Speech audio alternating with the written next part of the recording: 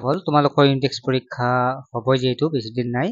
so হেহে তোমালোকে আগৰ প্ৰিভিয়াস ইয়াৰ question paper এখন চোৱা ইম্পৰ্টেন্ট কাৰণ তোমালোকে জানাই যে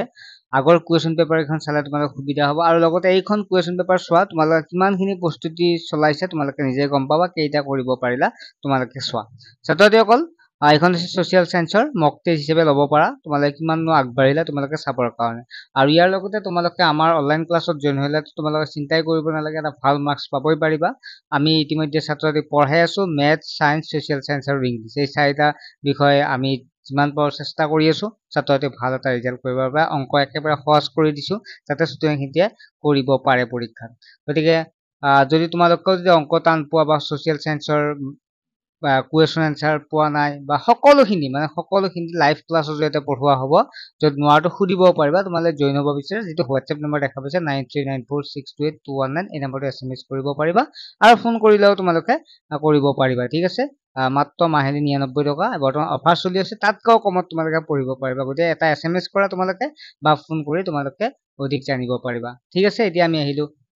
প্ৰশ্নখনলৈকে প্ৰশ্নখনৰ এনসাৰখিনি মই নেক্সট এটা ভিডিঅ'ত দি দিম তোমালোকে জাস্ট তোমালোকে চেষ্টা কৰা যে কিমানটা তোমালোকে পাৰিলা 1 পূৰণ 10 আছে প্ৰথমটো 1 নম্বৰে 10টা আছে ভগদত্তৰ জীয়ৰীৰ নাম কি আছিল ইতিমধ্যে আমি কুৱেশ্যন আনসাৰখিনি দিয়ে দিছো তোমালোকে নিশ্চয় পাৰিবা যিসকল আমাৰ ক্লাছত আছা 2011 চনৰ লোকপিয়ল মতে ভাৰতৰ জনসংখ্যা ঘনত্ব কিমান শাল স্তম্ভ বংশৰ শ্ৰেষ্ঠ ৰজাজন কোন আছিল কিমান শতিকাত আহোমসকল অসমলৈ আহিছিল মূলা গাভৰু কোন আছিল নেপালত কিমান চনত গণতন্ত্ৰ প্ৰতিষ্ঠা হয় অসমৰ জনসংখ্যা 2011 মতে কিমান পৃথিৱীৰ উপৰিভাগত কিমান শতাংশ ভূমি পৃথিৱীৰ ভিতৰত আটাইতকৈ জনবহুল দেশ কোনখন 2011 চনৰ লোকপিয়ল মতে ভাৰতৰ জনসংখ্যা কিমান নেক্সট 2 নম্বৰ প্ৰশ্ন য'ত 2 পূৰণ 10 আছে এটা 2 নম্বৰকে আছে 10টাত 20 নম্বৰ আছে সংবিধান বুলিলে কি বুজা কামৰূপ ৰাজ্যৰ ভাগ বা পীঠ কেইটা পীঠ কি চিলাৰায় কোন আছিল হৰেহাট যুদ্ধ কাৰ কাৰ মাজত হৈছিল মাটিৰ চাহিদা দিনক দিনে বৃদ্ধি পাই অহাৰ দুটা কাৰণ উল্লেখ কৰা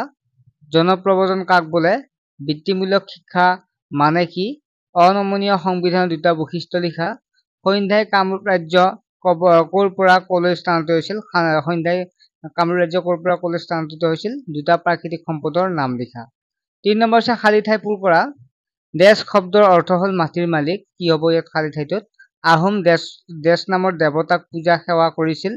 বৰ্মন দেশ স্থাপন কৰিছিল য'ত 5টাত 5 নম্বৰ আছে CQ দেশ লিখা গ্ৰন্থ আছিল কোনে লিখিছিল এইবিলাক আমি পঢ়িছো তোমালোকে জানাই ইংলেণ্ডৰ সংবিধান দেশ সংবিধান নেক্সট 4 নম্বৰ প্ৰশ্নটো আছে যিকোনো দুটা 3 পূৰণ 6 ভাস্কৰ বৰ্মন মানৱ সম্পদ হৰেহাট যুদ্ধ 5 নম্বৰ প্ৰশ্নটো আছে বনজ সম্পদ মানে কি থুলমূল আভাস দিয়া 6 নম্বৰ হৈছে উৎপাদনৰ মূল উপাদান কেইটা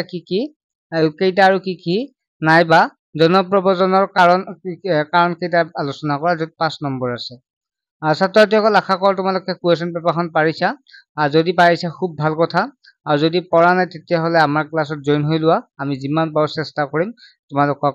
এটা ভাল ফলাফল দিবৰ কাৰণে ঠিক আছে সকলোৱে চেনেলটো ছাবস্ক্ৰাইব কৰিবা আৰু অনলাইন ক্লাছত জইন হ'বা ঠিক আছে বাই